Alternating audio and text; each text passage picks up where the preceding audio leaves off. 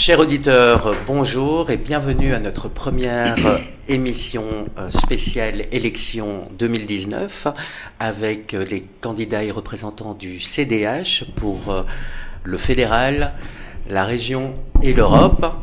Alors tout d'abord, je vais vous présenter Malika Mahdi, Bonjour. qui est 10e à la Chambre. Monsieur Mohamed Masribati, qui est 49e à la région.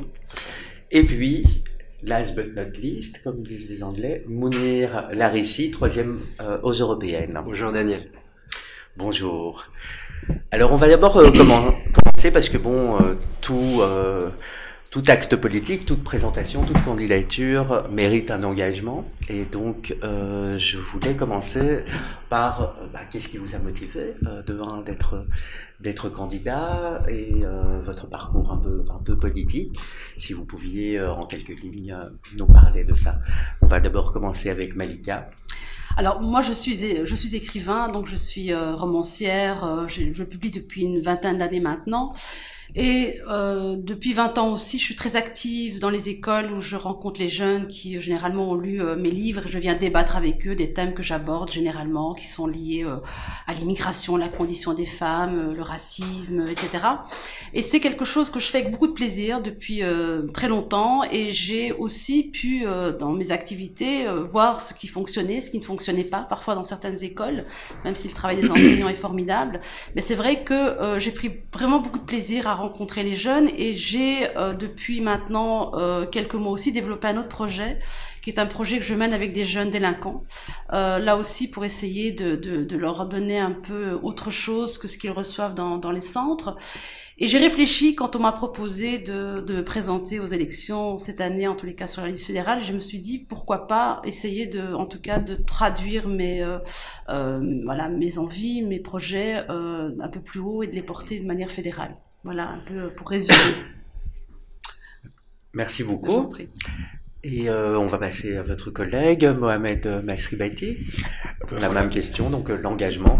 Oui, tout d'abord, la politique m'intéresse depuis tout petit par la faute de mon père, donc qui regardait le journal télévisé à 19h, 19h30, 20h, donc j'étais baigné dès le départ par le monde politique, c'était notre télé-réalité de l'époque. Et avec mon engagement professionnel, donc je travaille pour une mutualité, la mutualité chrétienne, et donc je suis amené à parler avec nos affiliés, à voir leurs problèmes, et donc on reste parfois frustré par rapport à certaines problématiques, et donc voilà, ce qui m'a permis de plus m'intéresser. Je suis quelqu'un qui venait de la gauche, donc j'étais persuadé qu'on était toujours foncièrement tous socialistes, vraiment gauche-gauche, et donc j'ai dû faire l'effort intellectuel de lire le programme du PS, CDH, même du MR, et donc de voir où j'étais le plus proche. Et j'étais étonné, agréablement surpris d'être plus proche du CDH par leur vision des choses. Je dis toujours, quand j'explique à des jeunes c'est quoi la politique, parce que je suis amené à parfois leur expliquer, je dis que la gauche, dans leur ADN, c'est l'égalité pour tous. C'est un peu l'ADN commun pour la gauche. Pour la droite, c'est la liberté pour tous, avec le moins possible d'intervention de l'État. Et ce que je leur dis, c'est que nous, CDH, c'est ni l'égalité, ni la liberté sans l'humain. Ça fait un peu bateau quand on dit l'humain, mais... La fraternité, en fait. La fraternité, oui, effectivement, mais... Pour prendre votre analogie. Voilà, effectivement, mais l'humain doit être vraiment au centre de notre réflexion dans tous les sujets. C'est super important, ça a l'air bateau quand on le dit, mais quand je rencontrais mes collègues, certains du CDH, vraiment leur préoccupation, c'est les gens. Ce qui m'intéresse moi, ce sont les gens. Si je m'engage en politique, c'est pour les gens. Donc il faut qu'il y ait une plus-value dans ce que je vais proposer, dans ce que le parti, de manière collective, allons proposer pour les gens, et ça m'intéresse. Et donc je travaille aussi en tant qu'administrateur auprès d'une association, une AMO, association à milieu ouvert, donc en contact avec les jeunes de la commune de Molenbeek pour les 12-21 ans. Donc je suis confronté à la problématique des jeunes dans leur quotidien. Et donc voilà, j'essaye d'amener ma petite brique. Une maison se fait avec plusieurs briques, donc j'essaie d'apporter ma brique à cette maison-là. Voilà. Merci beaucoup. On va passer maintenant à la dimension un peu européenne. Mounir Larissi, alors votre engagement pour l'Europe. Voilà, d'abord mon engagement il n'a pas commencé aujourd'hui, donc même si j'ai 34 ans, ça fait plus de 15 ans que je suis engagé en politique, donc à 16-17 ans, déjà, je me posais les questions de l'engagement, comment donner sens à des choses qu'on voit tous les jours, notamment via le journal, et pouvoir agir là-dessus. Donc, je me rappelle à l'époque, beaucoup de copains se posaient les mêmes questions. Certains sont engagés dans des milieux associatifs, d'autres se sont engagés dans des organisations non gouvernementales. Et moi, je trouvais que la politique était quand même un des lieux clés de décision parce qu'on retombait souvent dessus. Et donc, très vite, je me suis engagé dans des mouvements de jeunesse pour finalement être réellement engagé au sein du CDH et pour les mêmes raisons que mes deux collègues ont dit, parce que voilà, je suis quelqu'un d'abord de nuancé et je pense que c'est le seul parti qui rassemble tout le monde. Et donc, ce côté unité dans la diversité m'attire beaucoup et me ressemble beaucoup. Et donc, c'est notamment pour ça que je me suis engagé au CDH, mais après, en étant dedans, je suis vraiment senti dans ma famille politique et mon engagement se traduit au niveau local en tant qu'échevin de la culture et de la propriété publique. Voilà. Sur quelle commune? À Jette. Et donc, voilà, et aujourd'hui, à l'Europe, il y a beaucoup de liens à faire, justement, rattacher le local au niveau européen, c'est très intéressant.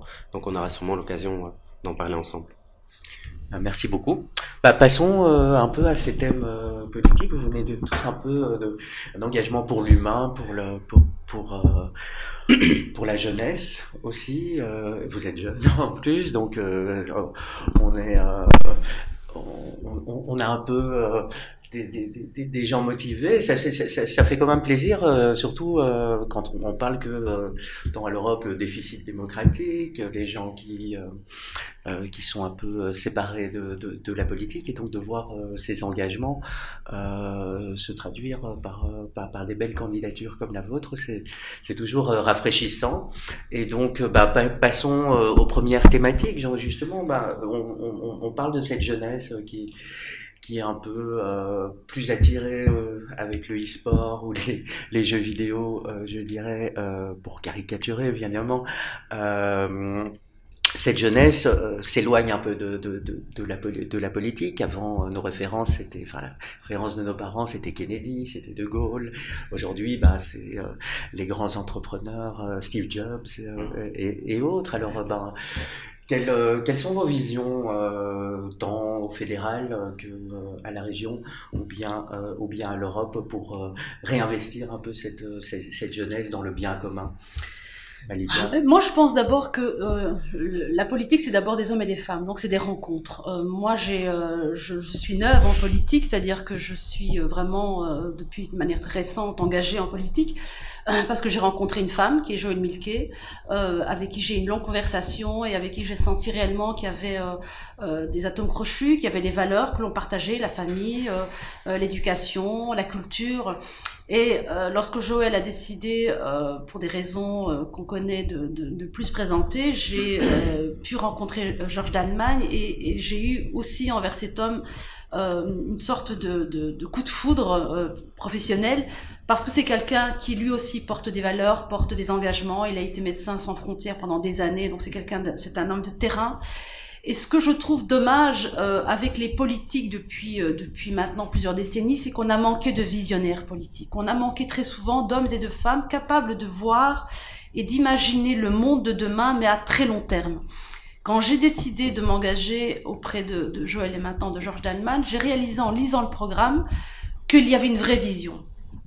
Une vision de long terme, notamment avec le pacte d'excellence que j'ai lu et relu, parce que je voulais vraiment aussi comprendre quels étaient les engagements du CDH pour la jeunesse. Et c'est un pacte d'une ambition incroyable, parce que c'est vraiment redonner la chance aux jeunes, aux enfants, pour pouvoir choisir réellement en leur âme et conscience le métier et l'avenir qu'ils auront envie de choisir pour eux-mêmes. Alors d'abord, c'est ce fameux tronc commun, hein, beaucoup d'enseignants le comprennent mal, mais il faut savoir que... Alors si vous pouviez nous éclairer, nous, simples parents. Oui, non, mais voilà, en fait, si vous voulez, le tronc commun, c'est de permettre aux enfants, dès l'entrée en maternelle, mais certainement à partir de 5 ans, de pouvoir suivre un cursus jusque 15 ans commun à tous les enfants.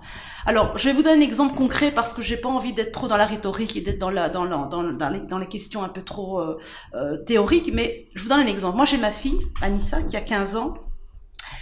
qui est une enfant qui est très douée pour le français et les langues. Voilà, c'est une enfant qui peut lire une feuille de vocabulaire et la retenir voilà, sans devoir relire 2 fois. Donc elle a vraiment une capacité pour les langues et le français qui sont de très bonnes capacités.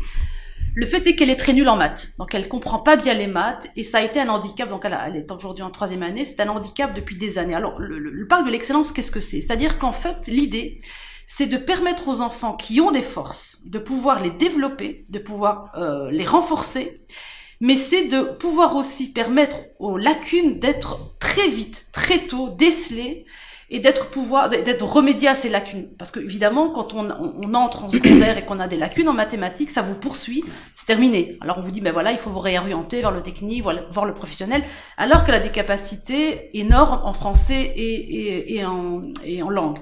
Alors, le pacte de l'excellence, c'est de mettre des moyens, évidemment, parce on peut dire, oui, mais comment vous allez financer ça? Ben voilà, on a pu, enfin, Marie-Martine Chi, donc la ministre de l'Enseignement, met sur la table 250 millions d'euros pour pouvoir financer ce genre d'initiative. C'est aussi de doubler parfois les enseignants dans les classes pour pouvoir prendre en charge les enfants qui sont en grande difficulté.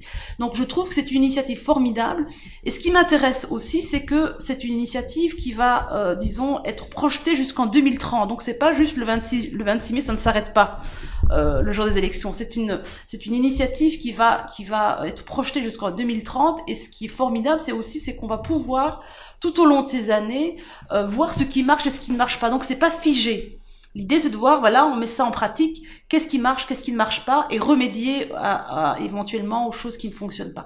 Donc voilà, donc j'avais vraiment envie de parler de ça, parce que c'est une chose qui nous sert à tous, qui peut être, enfin, qui d'abord sert à nos enfants, mais c'est surtout de redonner la chance à tous les enfants, et très vite et très tôt, dans l'enseignement.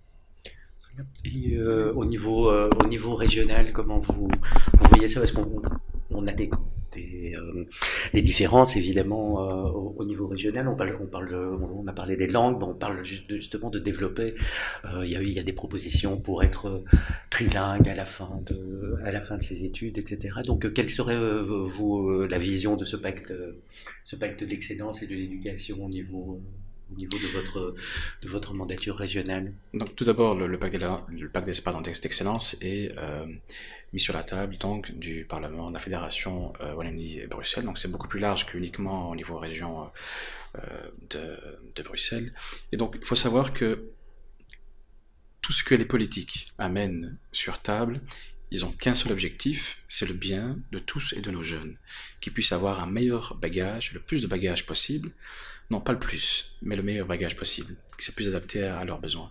Le fait d'avoir un tronc commun, comme l'a dit ici Melika, permet que tout le monde soit sur le même pied.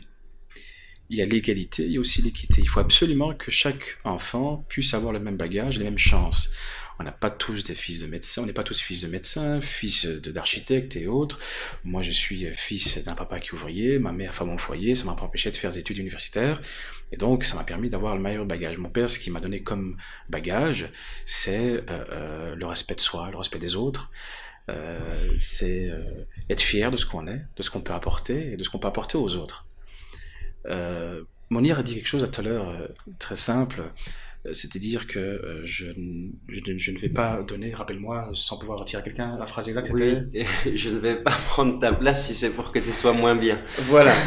Donc, et ça se résume par un mot, la bienveillance. Et donc par rapport aux jeunes, ce qu'il faut déjà faire d'abord, c'est tendre l'oreille, l'écoute. Écouter les jeunes, savoir ce qu'ils veulent, ce qu'ils ont besoin, c'est eux de notre avenir. Nous, enfin moi j'ai 42 ans, je dis pas que j'ai pas d'avenir, mais comme j'ai dit précédemment, en off, c'est qu'une maison se construit avec les fondations. Il faut que les fondations soient bonnes pour qu'on puisse construire un avenir certain pour eux. Le but, c'est pas de vivre vieux, mais de vivre mieux. Et donc, il faut absolument que les gens puissent avoir le plus de bagages possible. Et donc, l'écoute, c'est très important. Il faut se remettre en question. La mise à jour politique est très importante que par l'écoute. Si on est sur notre piédestal à parlementer au Parlement, c'est bien, mais ce n'est pas que ça. Il faut écouter et il faut qu'il y ait cette mise à jour perpétuelle de la vie politique. Et donc, je n'ai jamais fait de politique de ma vie auparavant. J'essaie d'amener mon expérience professionnelle, familiale et de mes proches, ce que j'ai appris des autres, ce que je suis maintenant, c'est par les autres, et donc de faire profiter à tout à chacun ici, en tout cas sur Bruxelles, parce que je me présente à la région. C'est vrai que vous dites que je suis 49e, mais je dis en boutade souvent à mes colistiers, je suis tête de liste à la 3e colonne. Et donc j'ai cette envie de pouvoir... ce qui manque parfois à certains politiques, c'est être des leaders, des managers, avoir une vision le plus loin possible, comme l'a dit Malika. Il faut savoir qu'ici, le CDH, qui s'appelait avant le PSC, le Parti social chrétien, a initié, il faut se rappeler de ça, a initié le droit de vote des femmes. Il faut savoir qu'il y a 70 ans, les femmes n'existaient pas. Elles étaient là, c'était bien. Elles faisaient la cuisine, elles mangeaient, s'occupaient de leur mari, c'était bien. Ça fait que depuis 70 ans qu'elles existent, qu'elles ont le droit de voter. Et ça passe toujours par 3 étapes. Toute évolution, passe toujours par 3 étapes. On ne sait pas faire autrement. Ridicule, dangereux et évident. Je fais un petit clin d'œil à un docteur français, Idriss Aberkan, qui est docteur en neurosciences, qui a mis ça en avant. Toute idée folle prise au départ, on s'en passait par ces 3 étapes. Le droit de vote de la femme, par exemple, c'était ridicule. Pourquoi voter? Pourquoi faire? Ensuite, dangereux. Certains sont même été emprisonnés à cause de ça. Et maintenant, why not? C'est évident qu'une femme a le droit de voter. Donc, cette vision lointaine qu'a eu le CDH dans le passé, on tente actuellement de renouer avec cet ADN, de repenser l'avenir. Et donc, il faut savoir que toute pensée ridicule n'est pas forcément révolutionnaire, mais toute pensée révolutionnaire est forcément au départ ridicule. Et donc, il ne faut pas hésiter. Et l'audace, j'insiste sur ce mot-là, et Maxime Prévost a mis ça en avant lors d'un congrès, ce mot super important, l'audace. Osons. Voilà. Ben là, vous touchez justement à l'égalité homme-femme. On va y revenir, mais aussi l'enseignement. Maintenant, j'aimerais bien me tourner vers Mounir, aussi sur le domaine de l'éducation. La Commission européenne a prédit que les enfants qui naissent aujourd'hui, 68% des enfants qui naissent aujourd'hui, vont faire un métier qui n'existe pas encore.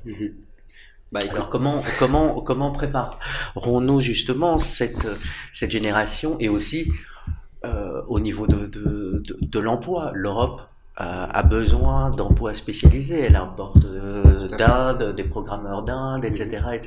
Pourquoi ne formons-nous pas tous ces jeunes qui sont finalement des digital natives? Ils sont nés avec un téléphone dans le biberon presque. Alors qu'est-ce que vous voyez? Qu'est-ce que le CDH là peut... D'où l'importance d'avoir plus d'Europe. Parce qu'en Europe, donc, c'est 510 millions de personnes. Et donc, sur la carte du monde, en étant l'Europe ensemble, on pèse évidemment beaucoup plus. Et je pense qu'au niveau digital, comme vous le dites, l'Europe a un rôle clé. Il y a la commissaire Marie-Gabrielle du digital qui a lancé un grand plan ces dernières années au niveau numérique, qui va se traduire dans je pense, la prochaine législature. Et donc, notamment par rapport, on pense à Netflix, une demande de protéger un petit peu l'héritage européen et les médias européens, donc au niveau culturel notamment, donc en obligeant 30 à 50% des séries ou films d'être européens, donc c'est aussi pour promouvoir nos artistes ici.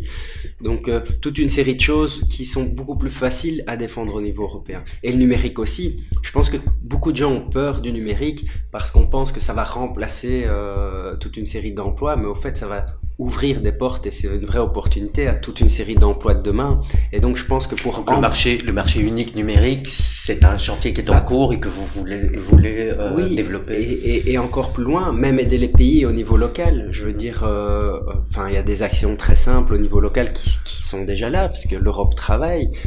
Au niveau du Wi-Fi, aujourd'hui, n'importe quelle commune européenne peut demander un subside pour l'installation d'un Wi-Fi sur les places publiques. C'est entièrement gratuit, entièrement subsidé par l'Europe. JET a déposé 2 demandes pas plus tard que la semaine dernière à ce sujet-là, et à mon avis ça va se traduire en espace Wi-Fi gratuit pour le public jettois, mais c'est un projet européen, donc c'est ça que je veux dire.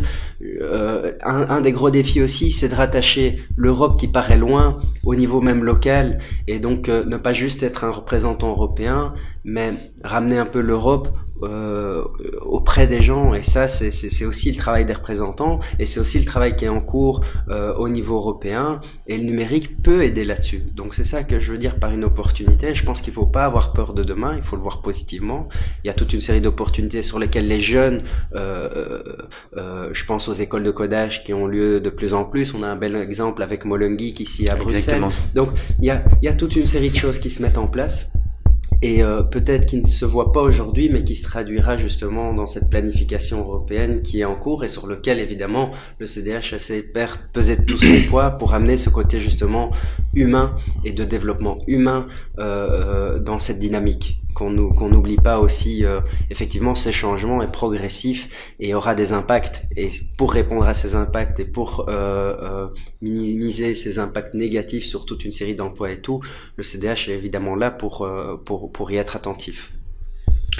Alors, vous parlez donc de proximité en fait, donc c'est quelque chose qui est assez important au niveau des représentants de l'Europe. Est-ce que vous pensez que comme dans d'autres pays européens, comme en Allemagne par exemple, ou en Angleterre, puisqu'ils sont encore là, les représentants, les parlementaires européens sont rattachés à des lieux locaux. Tout à fait. Mais d'ailleurs, c'est même un devoir national. Donc cette expérience, donc vous voyez le travail du parlementaire vraiment lié aussi au local. Et comment vous comptez le mettre en pratique si vous êtes élu? C'est déjà le cas. Donc le jour où on a un député européen élu, et on espère même plusieurs, il y a des bureaux locaux qui s'ouvrent. Il faut choisir où. Donc ça sera dans les localités de la communauté française, Bruxelles et Wallonie.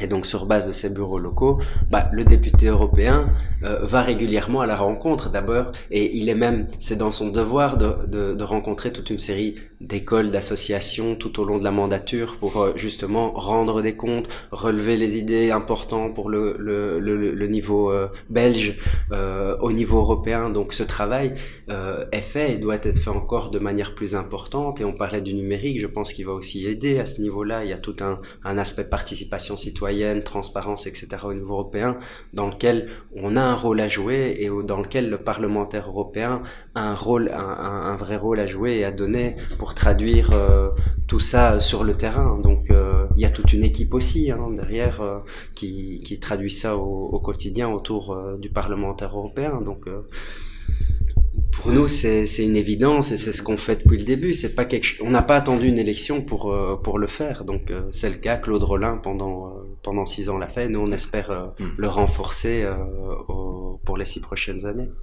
5-6 prochaines années. Mais on va parler un peu d'égalité homme-femme, qui est des sujets qui sont liés au niveau régional, même dans le monde politique. La parité dans le monde politique et dans les autres conseils d'administration et autres, et surtout le dernier grand combat, j'espère que nos auditrices me pardonneront si je dis le dernier, c'est peut-être le dernier d'une longue série, mais le dernier en date, c'est vraiment l'égalité au niveau des salaires. On a parlé d'égalité au niveau des salaires. Alors comment vous voyez votre politique à la Chambre, ensuite on verra à la région, et ensuite comment on peut coordonner tout ça en faisant une avancée aussi au niveau européen. Donc Malika, commençons par une dame.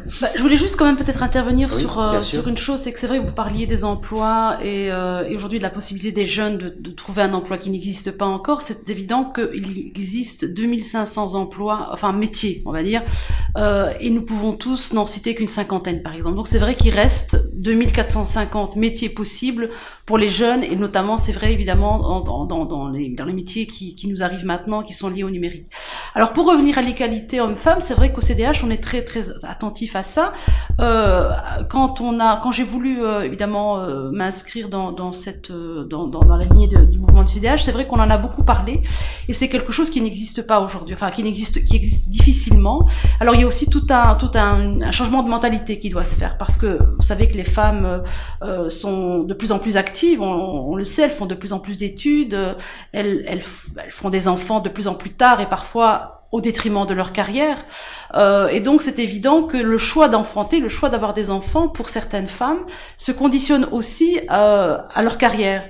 Et on aurait envie, en tout cas là dans le programme du CDH, c'est de pouvoir faire en sorte que les femmes qui décident d'avoir des enfants puissent toujours cotiser pour leur pension et qu'elles puissent, disons, avoir des possibilités de travailler, enfin, en tout cas de reprendre le travail plus tard et de pouvoir essayer de combiner vie de famille et vie professionnelle. Et ça, c'est quelque chose qui manque beaucoup quand vous écoutez aujourd'hui les femmes. Elles vous disent, oui, en effet, nous, on progresse pas suffisamment dans notre carrière parce que la maternité est vécue comme un handicap. Et c'est quelque chose qui n'est pas normal parce que finalement, on fait des enfants à deux. Pourquoi l'homme, lui, finalement, devient père en même temps que la femme devient mère, et c'est les femmes qui doivent pâtir de cette situation-là. Donc on a en effet dans nos projets des politiques qui pourraient permettre aux hommes et aux femmes en tout cas d'être égales au niveau de leur congé de maternité, mais aussi de pouvoir continuer à cotiser pour leur pension et d'avoir en tout cas un travail invisible qui soit valorisé, parce que le travail de mère est un travail invisible. Ce qu'elles font dans leur quotidien, l'éducation des enfants, c'est pas quelque chose qui est vu, qui est perçu, mais pourtant il est bien là. Alors moi j'ai vraiment aussi à cœur énormément le développement de l'enfant, parce que voilà, un enfant qui est équilibré, ben c'est un adolescent qui l'est, et puis ça devient un adulte équilibré, et d'avoir une maman qui est là plus longtemps avec elle, ou un papa, parce que c'est aussi ça, je veux dire, on doit se partager les tâches, je crois que le temps où la mère était seule responsable de l'enfant est un peu révolu, donc c'est de pouvoir permettre aussi aux hommes, quand ils le veulent, prendre une pause carrière pour s'occuper de leurs enfants. Et on sait aujourd'hui que les adolescents qui ont de gros problèmes de comportement, qui sont en décrochage scolaire, ou qui sont, dans le cas extrême, placés dans des institutions de protection de la jeunesse, sont parfois des enfants qui n'ont pas ou qui ont difficilement un vrai ancrage familial, et donc ça passe aussi par la revalorisation de la mère, et en tous les cas du rôle de la mère tant qu'elle est à la maison. Alors vous avez parlé du congé parental, congé paternité et tout ça. Alors quel est, parce que bon, pour le moment c'est assez... on parle souvent des employés. Maintenant, quid de l'indépendant et du freelance, parce que bon, on voit beaucoup maintenant les jeunes se lancer dans l'entrepreneuriat, le freelancing, etc. Comment vous voyez ça, et quel genre de propositions vous pouvez mettre sur la table? C'est déjà le cas, pardon. Oui, vas-y. Ici, vous pouvez interjecter aussi. Le congé de paternité, ici, donc pour rappel, c'est 10 jours indemnisés, donc 3 jours payés, indemnisés par l'employeur, et 7 jours par la mutualité. Au départ, que les salariés, donc employés ouvriers, bénéficiaient de cette couverture-là au niveau santé légale, les indépendants pas. Depuis peu, c'est fini. Il y a cette possibilité pour les indépendants de prétendre au congé de paternité. Donc on va petit à petit vers cette inégalité de statut salarié-indépendant qui, j'espère, avec le temps va s'amoindrir. Par exemple, la pension, c'est un gros débat. Un salarié perçoit une pension qu'on estime, nous, tout le monde en pense, pas assez importante, c'est vrai, mais quid des indépendants, c'est pire encore, alors qu'ils ont travaillé tout autant, et ils ont cotisé aussi. Donc voilà, ce sont qu'on soit homme ou femme d'ailleurs, là, tout le monde est égaux à ce niveau-là. En tout cas, pour la paternité, là, c'est que les hommes, mais je parle par rapport à la pension, naturellement. Ici, je voulais revenir donc par rapport à l'égalité homme-femme, et donc la proposition, c'était de tendre, vers une harmonisation entre les statuts, puisque vous parlez des salariés indépendants. Donc ça va se faire. La question, c'est en combien de temps? Parce que tout ça, il faut budgétiser, il faut pas taxer pour trouver une solution, il y a moins faire preuve de créativité, trouver l'argent là où elle peut se trouver, sans devoir payer un cent en plus. Et il y a de l'argent, on peut trouver de l'argent si on fait preuve de persévérance et d'audace, comme j'ai dit au départ. Et ici, par rapport à l'égalité homme-femme, il y a des aménagements à promouvoir, en tout cas actuellement, par exemple, le télétravail. Il y a des personnes qui voudraient avoir accès à ce télétravail pour mieux programmer leur vie professionnelle et privée. Par exemple, pour une femme qui aurait des enfants qui ne sont pas encore scolarisés ou scolarisés, mais qui viennent plus tôt. Enfin voilà, il y a des aménagements. Sur les différences de salaire entre femmes et hommes, qui restent quand même quelque chose d'assez présent, pas vraiment dans les bas salaires, je dirais, mais au niveau des hauts salaires, dans les conseils d'entreprise, à ce niveau-là, il y a des disparités. Je crois qu'on mesure jusqu'à 10%, je crois même. La différence salariale entre hommes et femmes ne se justifie en rien. Voilà. Si vous voulez la position du CDH, elle est très claire, c'est l'égalité absolue entre les salaires hommes et femmes. Mais pour ça, faut nous donner la majorité absolue. Donc, j'invite tous les Bruxellois et tous les Wallons à voter massivement pour le CDH s'ils souhaitent atteindre l'égalité salariale. Parce que là-dessus, il n'y a pas de tabou, hein. Je veux dire, et je vais même aller plus loin au niveau européen. L'égalité. Enfin bon, on est pour, mais quelle serait, disons, la première mesure où vous seriez dans un accord de majorité? Qu'est-ce que vous metteriez en avant pour essayer de réduire Pour nous, c'est d'abord en termes de valeur, on est pour, parce que pour nous, homme ou femme, c'est un être humain, et donc il doit être traité de la même manière. C'est aussi simple que ça. Donc voilà, c'est très clair. Et pour l'instant, on n'a peut-être pas encore le poids pour l'imposer. Donc et quelque part, le vote est important. Donc j'invite tout le monde à bien réfléchir le jour du vote et de pas oublier des moments clés comme celui-ci que nous avons. Donc et au niveau européen aussi, le principe d'égalité absolue entre hommes et femmes doit être atteinte. Je veux dire, en Belgique, quand on voit dans certains pays, notamment des pays de l'Europe orientale, il y a encore de plus gros gaps entre hommes et femmes. Donc tout ça, c'est un vrai travail. Je pense en tout cas qu'on peut vraiment au niveau belge travailler fortement là-dessus, et je pense que ça fera un des prochains défis, même si on évolue. Pour moi, on évolue toujours pas assez vite. Je veux dire, je rappelle que, j'aime beaucoup la phrase, et elle est valable pour d'autres domaines, de Simone de Beauvoir, qui dit « On ne naît pas femme, on le devient ». L'aspect éducation est important aussi. Je veux dire, la manière de travailler de la société aujourd'hui a un impact. Donc la manière d'éduquer, la manière d'intégrer, si vous voulez, la jeunesse dans tous des domaines. Je pense au travail, on parle du travail. Moi, je suis toujours très heureux de voir une femme conduire un bus ou un taxi ou travailler à la propreté publique. C'est aussi quelque chose de rare. Justement, donc si on continuons sur ça, puisqu'on a abordé un peu sur l'éducation. Voilà une des grandes stewarding dans les avions, on voit rarement des hommes. Donc une des grandes initiatives européennes, de cette dernière commission, c'était le coding for girls, et donc principalement donc insérer tous ces métiers qui étaient où il y a une très forte présence masculine. Comment encourager justement je suis tout à fait d'accord, elles peuvent être avec vous, et je suis totalement pour. Oui, chauffeur de bus, c'est rafraîchissant, etc. Enfin bon, j'aimerais bien aussi les voir dans plus d'ingénieurs femmes, plus de codeurs femmes, etc.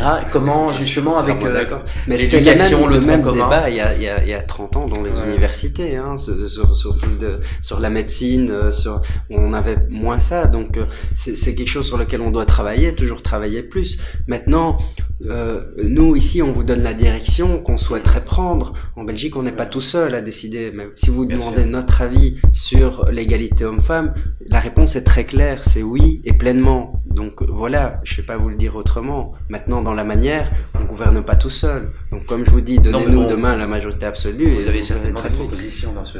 Je voulais juste pour compléter ce que viennent de dire mes colistiers, c'est-à-dire qu'en fait, bien sûr, il y a l'égalité des salaires, on en est conscient, et il faut travailler pour y arriver.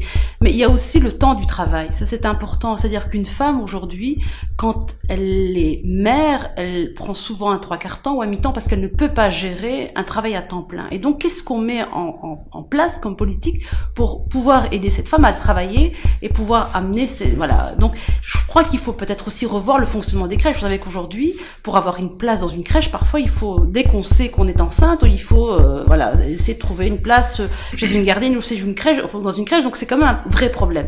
Donc c'est aussi qu'est-ce qu'on met comme politique en place, politique de la famille, pour aider ces femmes justement à pouvoir reprendre le travail quand elles le désirent, parce qu'il y a quand on le désire et puis il y a aussi quand on peut. Je veux dire, aujourd'hui on ne peut plus vivre avec un salaire, un demi-salaire ou un 3/4 de salaire. Donc il y a aussi qu'est-ce qu'on met en amont pour aider ces femmes à pouvoir reprendre le travail rapidement, dans de bonnes conditions, sans se dire tiens j'ai laissé mon enfant, je me sens coupable, etc. Donc il y a aussi tout ce pan-là qu'il faut pas oublier. C'est vrai que dans le CEDH on a un programme très très fourni et très complet sur enfin en tout cas les politiques de famille, notamment de créer plus de places de crèche et d'essayer de favoriser plus de familles par exemple, plus de gardiennes pour pouvoir recevoir des enfants et que la femme puisse reprendre le travail rapidement. Ça c'est quelque chose que je voulais ajouter peut-être pour compléter le... Mais ce qu'on mettait surtout en avant, c'est de naturellement avoir plus de place, qui serait contre plus de place en crèche, mais de prioriser les femmes qui travaillent d'abord. Des personnes qui sont dans la recherche d'emploi, je dis pas qu'elles n'ont pas besoin de crèche naturellement, mais prioriser ceux qui travaillent, parce qu'ils n'ont pas la possibilité de... Vous imaginez, vous travaillez et vous engagez une nounou, enfin pour ceux qui ont les moyens en tout cas, de tenir leur enfant à la maison. C'est impayable. Où est la plus-value de travailler dans ce cas-ci? Donc ici, il faut naturellement repenser ce système qui, à la base, qui est un bon système, mais qui a toujours moyen d'améliorer. Et je voulais revenir sur la parité homme-femme. Il y a un jour, lors d'un débat, j'aime créer des débats, et donc pour susciter le débat, j'ai dit que j'étais contre la parité homme-femme. Là, c'était parti, comme vous l'imaginez, en cacahuète, mais c'était voulu.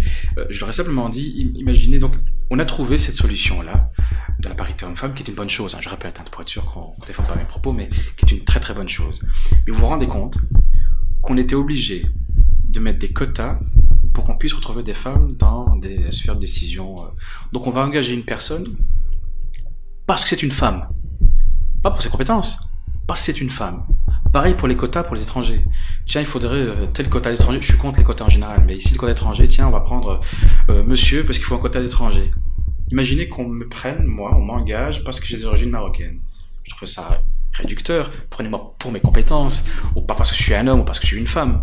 Mais donc, c'est la solution qu'on a pu trouver, qui est cette parité-là. En tout cas, au niveau politique, on devait amener cette exemplarité-là, pardon. Et donc, par rapport aux entreprises, nous, on amène, comme il a dit, le cadre. Et donc, il faut faire confiance à nos partenaires sociaux. Les groupes syndicaux sont aussi là pour voir et déterminer et dénoncer ce qui ne va pas. Donc nous, on peut créer toutes les lois que vous voulez. L'égalité homme-femme, c'est mis dans le marbre. D'accord? Mais quoi? Il faut que les personnes qui sont concernées, donc nos citoyens, les groupes syndicaux, soient là pour mettre la sonnette d'alarme. Vous pouvez mettre aussi des actes forts, comme on l'a vu en France à 2 reprises, tant le gouvernement Hollande que le gouvernement Macron a dû avoir 50% de femmes, 50% d'hommes comme ministre, etc. Donc, et ça, c'est une condition qu'ils ont mis en avant. Donc, est-ce que demain... Je me permets quand même, oui. Daniel, mais je veux dire, on a plus de ministres femmes au CDH que de ministres hommes, je tiens à le rappeler, donc on le traduit déjà. Donc c'est important de le rappeler parce que les citoyens s'en rendent pas compte, mais on le traduit, on le fait, on essaye d'agir là-dessus, là où on peut. Donc quel plus bel exemple que le CDH en mettant plus de femmes ministres que d'hommes. Donc dans les chefs de groupe idem. Je veux dire, donc on est dans cette dynamique-là, on la traduit au jour le jour. Donc on n'attend pas une loi pour mettre autant de femmes que d'hommes, ou voire même plus de femmes, parce que en parlant des compétences. Des compétences, je pense qu'il y en a autant chez les femmes que chez les hommes, donc la parité devrait être naturelle. Dans le monde, il y a plus de femmes que d'hommes, donc même s'il y a plus de femmes dans les sphères de décision, ce serait quelque chose de normal. Donc on est dans cette optique-là, soyez rassurés là-dessus, on est plutôt même très progressiste. Nous sommes 8 sur 15 sur la liste, 8 femmes sur 15 sur la liste voilà. fédérale, donc oui, on est majoritaire. Il faut montrer l'exemple. C'est bon, ça. Alors une dernière petite question, puis après on passera à d'autres thématiques qui sont importantes. Principalement vous, Mohamed, puisque c'est à la région, on parle souvent de développement durable, de villes aussi qui sont faites, qui sont faites principalement par des hommes et pour des hommes. Je m'entends la place publique, c'est-à-dire l'éclairage public. Oui, ok, d'accord. L'éclairage public, le harcèlement. C'est encore dans l'égalité homme-femme, Non, je dois pas lire. Le harcèlement, la manière dont, simplement, on parlait aussi des femmes mamans, etc., avec les facilités pour les poussettes et tout ça. Donc, ça se traduit aussi sur une question d'aménagement du territoire. Qu'est-ce que vous pensez de ça? Est-ce que vous avez une certaine réflexion là-dessus, sur l'aménagement de l'espace public, le harcèlement, et ce genre de choses-là? La voie publique, comme l'indique, c'est pour tout le public. On doit respecter tout le public, hommes ou femmes.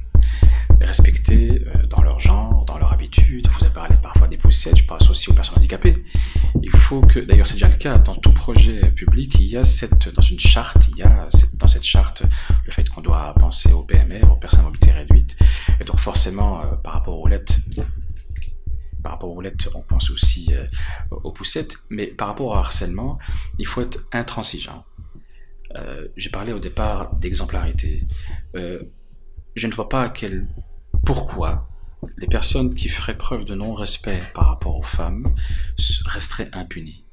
Je ne comprendrais pas ça. Il faut savoir que les femmes qu'on voit dehors, ce sont aussi nos sœurs, nos mères, nos femmes, et donc elles méritent autant le respect que les nôtres. Donc il est très important d'être intransigeant à ce niveau-là. Donc pour moi l'exemplarité, d'être assez strict, assez dur à ce niveau-là, ça c'est une chose. Mais il faut aussi sensibiliser d'où vient cette misogynie, pour certains en tout cas, par rapport à la femme. Et donc il y a cet aspect d'éducation qu'il faut avoir. Ça, comme j'ai dit au départ, ça va de tout petit jusque maintenant. Donc l'aspect éducation est très important. Donc pour moi, l'aménagement, ça me paraît tellement évident que ce soit pensé déjà dès le départ par rapport au projet, et aussi encore plus loin par rapport à l'éducation. Mais il y a des personnes autour de la table qui sont, je dirais, au niveau communal, encore plus proche, parce que c'est plutôt au niveau communal que ça se décide. Aux pratiques plus, ils sont vraiment en contact direct avec nos concitoyens. Donc ici, Mounir qui est échevin, et je pense qu'il va encore plus détailler cela au niveau du pratico-pratique. Donc, j'aime beaucoup votre question parce que d'abord, il faut savoir que le CDH est le parti le plus à la pointe sur ces questions-là. D'ailleurs, il y a le centre d'études, le CPES, centre d'études du parti, vient de sortir un livre assez conséquent sur les villes reliantes. Et clairement, dans l'esprit de tous les programmes, qu'ils soient fédéraux, régionaux ou européens du CDH, il y a cet esprit-là de recréer du lien. Et donc dans cette question de recréer du lien, l'aménagement du territoire est clé. Vous voyez que parfois de petits aménagements, il y a des études qui démontrent que de petits aménagements, parfois retourner un mobilier urbain de côté, change le lien social entre les gens. De passer de fermé vers un coin, vers ouvert, vers la place, change la relation qu'a les gens avec ce mobilier urbain. Donc tout doit, à mon avis, être repensé. On a eu dans les années 70 très fort ce côté route. Donc, et vous voyez que déjà à Bruxelles, ça change. Regardez à Reyers, le viaduc qui est parti en Thaïlande, à Bangkok. Donc il y a de la récupération aussi là-dedans. On l'appelle d'ailleurs à Bangkok le pont des Belges. Mais on a toute une série d'aménagements urbains qui sont pensés comme ça. Et je vous assure que le CDH est vraiment à la pointe. Et d'abord, c'est même la colonne vertébrale du programme. Aménagement urbain pour les familles, aménagement urbain pour le lien social, aménagement urbain pour les personnes handicapées. Donc il y a vraiment cet esprit-là dans tout. Et c'est parfois de l'ordre du détail. On voit par exemple que d'un côté, de l'autre, à Bruxelles, du canal, il y a une coupure. Et donc comment recréer du lien? En donnant place aux piétons, en donnant place, vous parlez de luminosité, elle a une importance aussi, pas seulement en termes de sécurité, mais en termes de bien-être dans l'espace public. Donc toute cette série de choses c'est pris en compte, et je pense que ça sera clé dans, pas la prochaine législature, mais dans les prochaines législatures, pour le bien-être à Bruxelles. On parle du ring, clairement on est contre l'élargissement du ring, pour tout plein de raisons, notamment environnementales et de santé, parce que quand vous parlez de ce côté lien humain dans l'espace public, il y a un aspect santé. On parle de pollution, on parle de la place de la voiture dans l'espace public, la pollution de l'air, on parle du bruit, on parle de toute une série de choses annexes, connexes, qui ont une importance capitale pour le bien-être des gens. On parle aussi des seniors. Je veux dire, faire du commerce de proximité, c'est la racine même du CDH. Et ben, le commerce de proximité, c'est quoi? C'est répondre à une demande des seniors qui préfèrent descendre de chez eux et faire une petite balade pour aller à pied.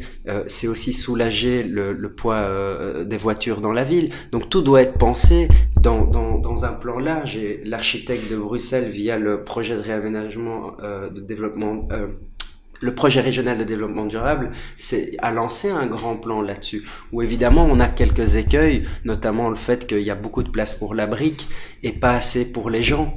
Et donc là aussi, je pense que l'aspect culturel, tous des aspects, d'autres aspects qui ne sont pas peut-être traduits directement en dur, mais qui ont une importance aussi capitale, doivent être pris en compte. Et là, je pense que on a vraiment une place clé dans ce débat-là, et j'invite tout le monde à acheter le livre Les villes reliantes de demain. Voilà. Merci beaucoup. Alors, je vais peut-être intervenir par rapport à ce que vient de dire Mounir, juste voilà, pour compléter toujours, je le complète beaucoup, c'est très bien. Non, je rejoins totalement, parce que c'est vrai que finalement les politiques, c'est comme un puzzle, hein, je veux dire un projet en engendre un autre et l'autre se tient avec un autre. Donc c'est vraiment une sorte de mosaïque, parce que c'est vrai que aujourd'hui, vous parliez tout à l'heure donc de réaménager la ville, c'est une obligation, on ne peut pas faire autrement. Je veux dire, à partir de l'instant où on sait maintenant qu'on a des défis climatiques, parce que le climat, ça nous concerne tous, hein, c'est fini, hein, la période où ça ne concernait que les écologistes, c'était les années 70 ou 80, aujourd'hui c'est un problème qui nous touche tous, qu'on soit de gauche, de droite, d'extrême gauche, d'extrême droite, donc vraiment, donc revoir la ville, c'est aussi justement permettre aux citoyens de pouvoir circuler à pied, de pouvoir circuler en vélo, de pouvoir circuler en trottinette, et donc de réduire... Pour les transports publics, il y a cette fameuse mesure, tout le monde se positionne plus ou moins pour ou contre la fameuse gratuité des transports publics. Alors ça, mais moi je sais pas si c'est faisable, parce que c'est vrai que finalement il y a quand même, ça demanderait des investissements peut-être beaucoup trop importants. Réduire le prix. Oui, réduire le prix du ticket ou de l'abonnement, je pense que c'est faisable. Mais rendre gratuit les transports en commun, c'est un peu plus compliqué. Mais on sait par exemple maintenant qu'il faut aussi favoriser tout ce qui est transport électrique. Bon, il y a des bus qui commencent à circuler, mais il faut généraliser ce genre de choses. Donc c'est important de se dire que tout se tient dans la société et que évidemment, si on veut favoriser, travailler sur les défis climatiques, c'est de réduire justement les véhicules polluants, et donc favoriser une meilleure une meilleure circulation dans la ville pour les piétons, etc., et évidemment pour les handicapés et les poussettes par la même occasion. Mais je voulais aussi vous dire, vous parliez du harcèlement tout à l'heure. Bon, je sais pas pourquoi vous liez les deux, mais enfin vous l'avez lié. Le harcèlement aujourd'hui, oui. Parce qu'on parlait d'égalité homme-femme. Oui, c'est ça, mais oui. De la place de la femme dans la ville. Alors moi, je reste toujours sur cette idée que tout passe par l'éducation. Voilà, on peut parler aujourd'hui là, on est à 4 dans ce 5 dans ce studio, et dire oui, le harcèlement, mais ça passe par l'éducation. L'éducation, c'est où? C'est à l'école. Donc c'est vraiment, par exemple, dans le pacte d'excellence, je reviens à ce pacte d'excellence où il y a 7 points, notamment de points d'éducation. Il y a un point sur le vivre ensemble et le savoir-être avec les autres. Et c'est là, déjà tout petit, à la maternelle, qu'il faut enseigner aux enfants, aux garçons et aux filles, que nous sommes égaux, que oui, on ne peut pas insulter les filles, on ne peut pas mettre la main là où il ne faut pas chez les filles ou chez les garçons, parce que finalement on pourrait aussi parler de harcèlement dans les deux côtés. Donc c'est vrai que à l'école déjà il faut qu'il y ait une place importante pour éduquer les garçons et les filles en tout cas pour éviter ce genre de choses. Si je peux, oui, Daniel, dernière une minute, oui, parce qu'on va bientôt faire le mot de conclusion. Par rapport au transport public gratuit, il faut savoir que ça a fait grand débat aussi après la mesure qui a été prise au Luxembourg de rendre les transports publics gratuits. notamment la ligne de tram, mais ils ont une ligne de tram au Luxembourg. Donc c'est évidemment une mesure plus facile à prendre. Oui, puis économiquement, exact. Ils ont Mais après, c'est quelque chose qui revient à chaque élection. On en a parlé en 2009, on en a parlé en 2014, et tous les partis reprennent ça à leur sauce. Nous, ce qui compte, c'est ce que veulent les gens. Qu'est-ce que veulent les gens à Bruxelles? Ce sont des transports efficaces, des transports qui vont plus tard la nuit, des transports qui coûtent pas plus cher, effectivement, plus accessibles, mais honnêtement, et aussi plus accessibles à des publics. Mais aujourd'hui, qui paye les transports en commun principalement sont beaucoup les sociétés qui payent les transports en commun pour leurs employés. Et donc, on parle de plus de 200 millions d'euros sur lesquels qui peuvent être réinvestis pour des meilleurs transports publics. Donc voilà, on est aussi un parti connu pour une gestion sérieuse des deniers publics. Et donc, je pense que lancer des transports publics, la volonté du CDH, oui, pourquoi pas. Mais après, concrètement, comment ça se traduit et est-ce que c'est pour un mieux? Et c'est là qu'on y travaille. Et donc, effectivement, il y a des propositions intéressantes pour les étudiants jusqu'à 26 ans ou à partir de 60 ou 65 ans, la gratuité. Mais il faut savoir que déjà énormément de personnes ont accès au transport gratuit. Donc on parle des fonctionnaires publics, etc. Donc c'est déjà une mesure en fait qui est là et on peut encore l'élargir, etc. Mais c'est important aussi de se rendre compte de ce qu'a besoin de ce qu'ont besoin les Bruxellois. Et une des demandes principales des Bruxellois, c'est renforcer les lignes des trams, mettre des lignes de tram là où il y en a pas. Comme à Jette par exemple, on a mis un tram neuf. La région a installé un tram neuf en collaboration avec la commune qui fonctionne du tonnerre depuis le départ, donc vraiment très utilisé. Donc c'était une demande. Donc c'est là où il y a, je pense, une réflexion et de gros investissements en infrastructure. Métro ou pas métro? Et notamment, bien sûr, métro. Et notamment en parlant des villes reliantes. Les transports en commun et la mobilité, c'est une question clé de la ville reliante. Tout à fait. Qu'est-ce qui nous relie? Comment on utilise le transport public? Dans sa voiture, on va pas rencontrer des gens. Par contre, dans des transports publics efficaces, propres, durables, évidemment que c'est la ville de demain et que pour nous, c'est un des défis clés pour la ville reliante de demain, les transports publics. Okay. Dernière chose à ce sujet-là. Juste une dernière chose, si c'est sur l'environnement, je vais vous donner. Sur la gratuité. Quand on donne ce genre, quand je rencontre des personnes dans la rue, ils disent voilà, tel parti pour la gratuité. C'est vrai, sur le principe, on peut être d'accord. Tiens, pourquoi ce serait pas mal? Le matin, donc je prends le transport en commun, quand je dois prendre le métro, on est comme des saucissons. Déjà à 7h du matin. Imaginez si c'était totalement gratuit. Ce serait ingérable. On serait comme on voit au Japon, des pousseurs qui seraient payés pour nous pousser dans le métro. Sur le principe, je suis d'accord. Mais par contre, une personne qui est précarisée aurait la gratuité, mais une personne qui est cadre, qui gagne très très bien sa vie, aurait aussi l'abonnement gratuit. En termes d'équité, je vois pas. Pour moi, il y a un problème. En termes d'égalité. En termes d'égalité, ici, il y a un problème. Et donc, si ça profite aux Bruxellois, oui, il y a déjà des dispositions pour ceux qui sont en BIM, qu'on appelait avant Vipo, ont déjà une réduction de 50 € par mois. Ils payent 8 € par mois. Donc, on peut penser à la gratuité pour eux. Pourquoi pas? Comme l'a dit Mounir, pour les seniors. Là, on peut avancer, mais étape par étape. Et il faut savoir que quand c'est gratuit, qui paye? Qui va payer cette gratuité? Ça va être ceux qui travaillent, donc on devra payer plus de taxes. Donc voilà, on peut repenser à une meilleure gestion pour que ce soit gratuit pour une partie de la population, oui, mais pas du jour au lendemain la gratuité. Ça, ce sont des slogans gratuits et franchement pas responsables, pas honnêtes par rapport à nos concitoyens. Voilà. On approche de la fin de notre émission, de notre discussion. On pourrait encore rester. On aimerait bien. Mais ce que je vais vous demander, parce que bon, ici c'est quand même Almoëtine, donc qui se traduit en français par le citoyen. C'est la chaîne du vivre ensemble. C'est l'objectif qu'on est là. Donc, ce qui serait bien, c'est d'avoir chacun de vous nous dire dans la prochaine législature, si vous êtes élu, comment vous voyez le vivre ensemble et comment vous voyez ce vivre ensemble de l'améliorer. Donc on a déjà un peu parlé de la ville reliante, les liens et tout ça, mais entre les différentes communautés qui nous composent, même si on n'aime pas tellement ces termes, mais enfin bon, chacun, ici on a quand même une centaine de nationalités, on est la capitale de l'Europe, donc tous ces gens, toutes ces langues, comment on les fait vivre ensemble, comment on fait rapprocher un expat d'un bruxellois ou d'une personne étrangère d'autres quartiers de Bruxelles, comment tout ça se met. Donc si chacun, on va commencer par l'Europe, Ok. puisque c'est aussi un beau projet de vivre ensemble avant Almoitine. De toute façon, c'est quelque chose, je pense, qui se travaille à tous les niveaux de pouvoir. Mais vous venez de le dire, à Bruxelles notamment, c'est la ville la plus cosmopolite d'Europe et la deuxième du monde après Dubaï. Donc clairement, c'est un des défis de demain. Mais je rappelle que les gens de toutes ces cultures sont déjà ici, vivent déjà ici. Donc il faut pas faire quelque chose pour qu'ils vivent ici, ils sont là.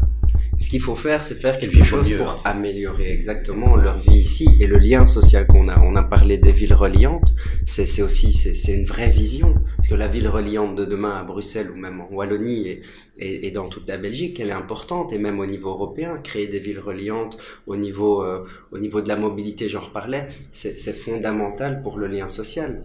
Un autre aspect très important pour créer ce lien social, je pense, c'est la culture.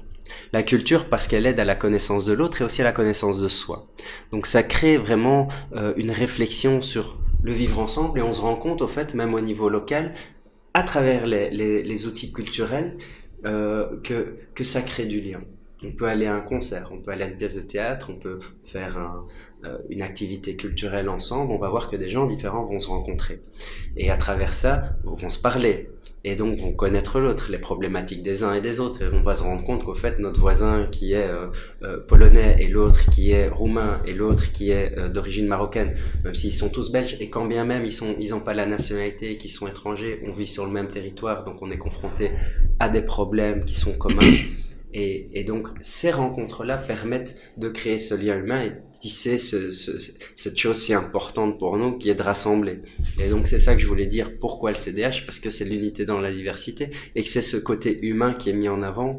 Et donc peu importe d'où l'on vienne, on peut faire ensemble. Et c'est ça un des objectifs, et je pense que ça se traduit de nouveau, c'est quelque chose de transversal, c'est pas une thématique le vivre ensemble, c'est les thématiques. Je veux dire au niveau éducation, comme le disait Malika, elle a raison, c'est fondamental, dès à l'école. Je veux dire, j'aime beaucoup cette réflexion que j'ai entendue une fois dans un événement public, où on demandait à un enfant d'où vient tel élève et tel élève, et on lui a dit ce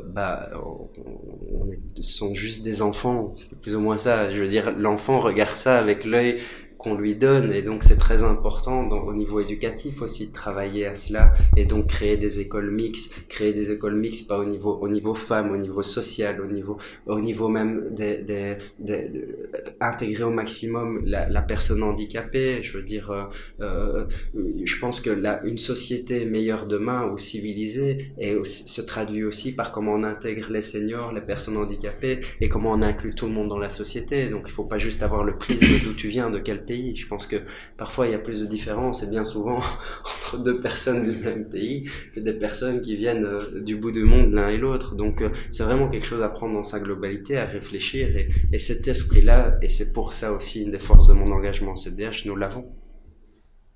Merci. On va finir par vous, hein. Mais notre ami Mohamed. Donc, elle a raison. le vivre ensemble est super important, naturellement. Et donc, je pense qu'il faut aussi mettre le doigt sur nos associations qui sont en tout cas je parle par Bruxelles, qui sont très actives, qui font ce genre de travail. Enfin, pour eux c'est pas un travail, pour eux c'est vraiment un engagement, et donc pour eux ils s'engagent tous les jours dans ce cadre-là, et donc je voudrais vraiment les saluer ici, nos associations qui sont très très actives. Il faut leur faire confiance, et ils méritent d'avoir plus de moyens, parce que c'est bien de dire tout ça, il faut, mais s'ils n'ont pas les moyens, ils vont pas très loin. Et donc le lien, comme l'a dit Mounir ici, est pour moi très important, parce que moi je suis au-delà de là d'où on vient. C'est plutôt les personnes. Donc pour moi je pense surtout les relations qu'on fait entre les seniors et les jeunes. d'où qu'ils viennent, qui viennent du Maroc me concernant, d'Éthiopie ou de la Chine ou de la France. Il faut savoir que le premier étranger à Bruxelles, ici, c'est le français. Il se voit moins, mais c'est le français. Et donc ici, le lien qu'on peut mettre entre les générations, c'est créer avec les associations au niveau culturel, comme il a très bien dit, ici Mounir, mettre en avant l'aspect culturel pour se connaître. Si tu veux te connaître, connais les autres. Et donc c'est très important, ça fait un peu prêcheur, mais c'est vraiment vrai.